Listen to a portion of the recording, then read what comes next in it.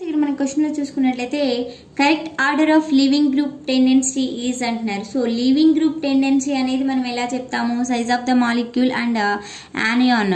Size of the anion తీసుకున్నట్లయితే ionic size.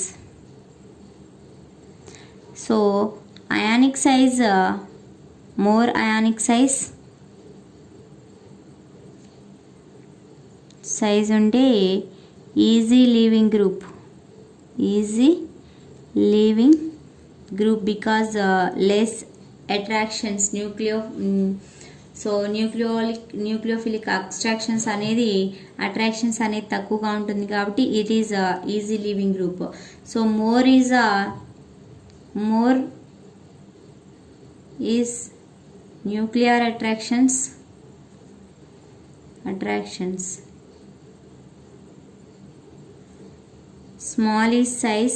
Small is ionic size.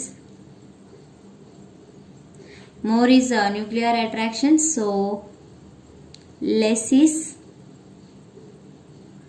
least living group అని చెప్పొచ్చు. Living group. So మనకి సైజుని బట్టి చూసుకున్నట్లయితే iodine is higher, then bromine is higher, then chlorine, then fluoride.